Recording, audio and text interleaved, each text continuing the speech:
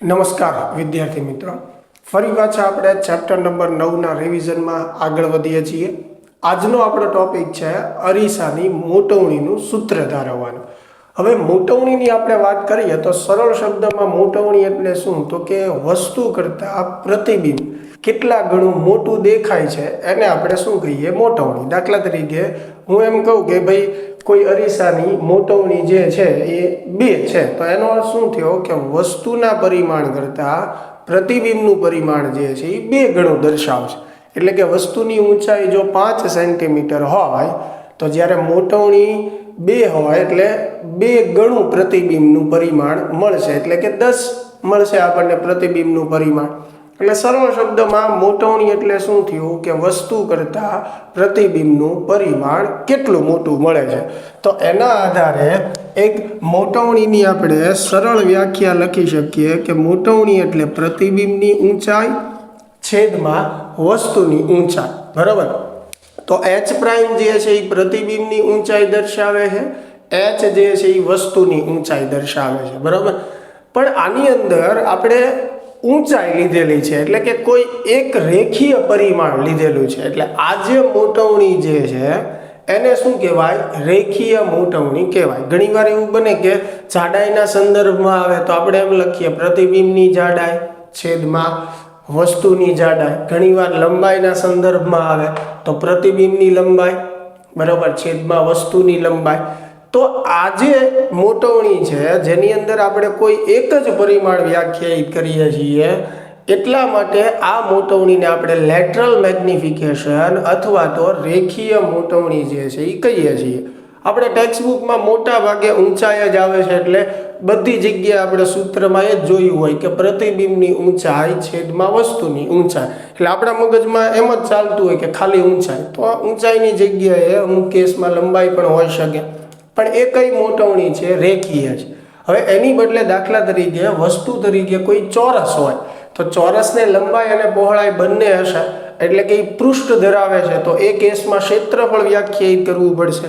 તો અહીંયા મોટવણી એમ થશે પ્રતિબિંબનું ક્ષેત્રફળ છેદમાં વસ્તુનું ક્ષેત્રફળ. તો અહીંયા ક્ષેત્રફળની જ્યારે વાત આવશે તો એને ક્ષેત્રીય મોટવણી કહેવાય. બરાબર? તો ક્ષેત્રીય મોટવણી જે છે એને હું MA વડે દર્શાવું તો એની માટે સૂત્ર શું થશે? પ્રતિબિંબનું ક્ષેત્રફળ છેદમાં વસ્તુનું ક્ષેત્રફળ.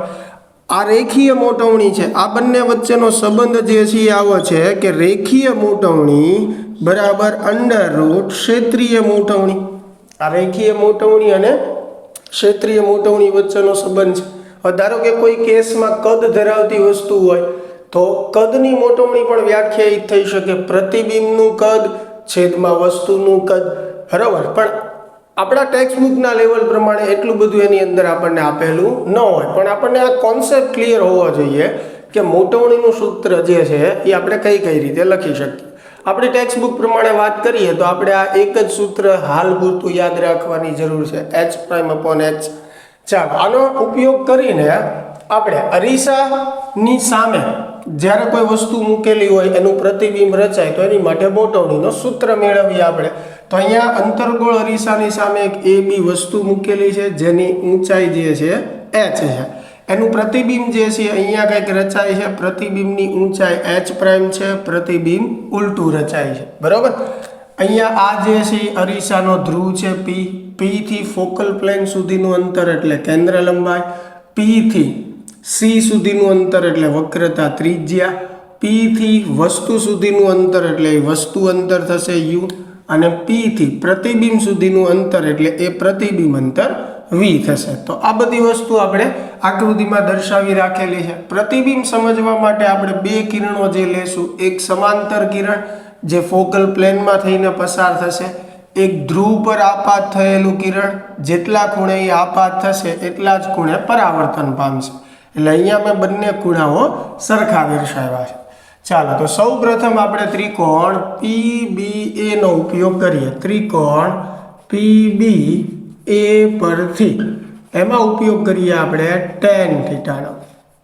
ચાલો, આ ત્રિકોણ દેખાય છે PBA, એમાં tan θ નો ઉપયોગ કરું. tan θ એટલે સામેની બાજુ એટલે AB છેદમાં પાસેની બાજુ એટલે શું થશે? PB. તો એ બી જે છે એનું માપ કેટલું થશે? h. ધ્રુવની ઉપર છે એટલે ધન આવશે. એવી રીતે પી થી બી સુધીનું અંતર એટલે વસ્તુ અંતર યુ થશે. ધ્રુવથી ડાબી બાજુ એટલે કે આપાત કિરણની વિરોધી દિશામાં છે એટલે માઇનસ આવશે. આને આપણે કહીએ સમીકરણ 1. ચાલો હવે આ નીચેનો જે નાનો ત્રિકોણ આપણને દેખાય છે એનો ઉપયોગ કરીએ. ત્રિકોણ પી બી પ્રાઇમ એ પ્રાઇમ પરથી એમાં tan θ નો ઉપયોગ કરીએ તો tan θ ઇઝ ઇક્વલ ટુ સામેની બાજુ એટલે h પ્રાઇમ થશે. હવે સંજ્ઞા પદ્ધતિ પ્રમાણે ધ્રુવથી નીચેની તરફ છે એટલે માઇનસ આવશે, બરાબર. tan θ એટલે સામેની બાજુ છેદમાં પાસેની બાજુ એટલે પીબી પ્રાઇમનું અંતર થશે v. એ પણ ધ્રુવથી ડાબી તરફ છે એટલે માઇનસ થશે.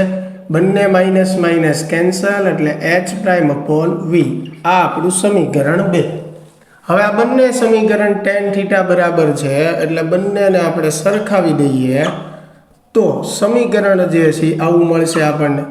આમાંથી h પ્રાઇમ અપોન h ને સૂત્રનો કરતા બનાવીએ તો h પ્રાઇમ અપોન h બરાબર મને મળશે -v/u. હવે આ શેનું સૂત્ર થશે? રેખીય મોટવણીનું વ્યાખ્યા મુજબ. તો m બરાબર સૂત્ર થયું -v/u. ચાલો તો આ અરીસા માટે મોટવણીનું એક બીજું સૂત્ર થઈ ગયું. એક વ્યાખ્યા પરથી જ આપણે લખેલું હતું બીજું. અહીંયા જે છે આ બીજું સૂત્ર આપણે ધાર્યું m બરાબર -v/u, બરાબર. હજી એક બે સૂત્ર જે છે તમે મેળવી શકો. આપણી પાસે અરીસાનું સૂત્ર છે 1/f બરાબર 1/v પ્લસ 1/u, બરાબર. આ જે છે અરીસાનું આપણું મેઇન સૂત્ર છે. હવે આની અંદર તમે જુઓ, દાખલા તરીકે મારે v મેળવવું હોય તો અગાઉ પણ આપણે સાદુરૂપથી વાત કરેલી છે કે 1/v ને સૂત્રનો કરતા બનાવવું તો 1/f u ઓલી બાજુ જશે એટલે -1/u, બરાબર. તો v બરાબર જે છે એ સૂત્ર શું થશે આમાં u - f uf, બરાબર. આ જે છે એ v મેળવવાનું. હવે મારે મોટવણીનું સૂત્ર આમાંથી વ્યાખ્યાયિત કરવું હોય તો v જે છે એને હું છેદમાં u જે છે એને v ના છેદમાં લાવીશ તો f/u - f થશે. હવે બંને બાજુ માઇનસ નિશાની વડે ગુણું છું તો બંને બાજુ માઇનસ નિશાની વડે ગુણું. આ બાજુ મેં ગુણ્યું છે એવી રીતે આ બાજુ એ માઇનસ નિશાની આને આપું તો અહીંયા f - u થઈ જશે. હવે -v/u એટલે એને મોટવણી કહેવાય તો f/f - u. તો આ પણ એક મોટવણીનું સૂત્ર થઈ ગયું જે આપણને MCQમાં ને એમાં વધારે સરળતાથી ગણવા માટે કામ લાગી શકે છે. કારણ કે આ રીતનો ઉપયોગ કરીએ તો ઘણીવાર એકાદું સ્ટેપ જે છે એ વધારે થતું હોય તો આ રીતની મદદથી સ્ટેપ આપણું એક ઘટી જાય એટલો ફાયદો થાય. દાખલા તરીકે આપણને MCQમાં કે દાખલાની અંદર વસ્તુ અંતર આપેલું હોય, કેન્દ્ર લંબાઈ આપેલી હોય અને મોટવણી મેળવવાનું આપણને પૂછે તો સૌપ્રથમ આપણે આ સૂત્રની મદદથી ગણવા બેસીએ તો પહેલાં આ સૂત્રનો ઉપયોગ કરીને મારે v મેળવવું પડે. v મળી જાય પછી એની કિંમત અહીંયા મૂકું પછી મને મોટવણી મળશે. હવે આ સૂત્રનો ઉપયોગ કરીએ ત્યારે ફાયદો શું થશે આપણને તો કે u અને f મારી પાસે છે અને મોટવણી મેળવવાનું કીધું છે તો ડાયરેક્ટ આમાં કિંમત મૂકી દો. જેવી રીતે મેં અહીંયા f અને u નો ઉપયોગ કર્યો સેમ એવી રીતે આ જ સમીકરણમાંથી તમે f અને v નો ઉપયોગ કરીને પણ મોટવણીનું સૂત્ર જે છે એ તારવી શકો. ચાલો તો ખૂબ સરસ એવો ટોપિક છે મોટવણી જે છે. આને રિલેટેડ MCQમાં એમાં ઘણા બધા પ્રશ્નો ટ્વિસ્ટ કરીને બોર્ડવાળા પૂછતા હોય છે. તો આશા છે કે વ્યવસ્થિત જે છે આ તમને સમજાણું હશે. મળીએ હવે નેક્સ્ટ લેક્ચરમાં.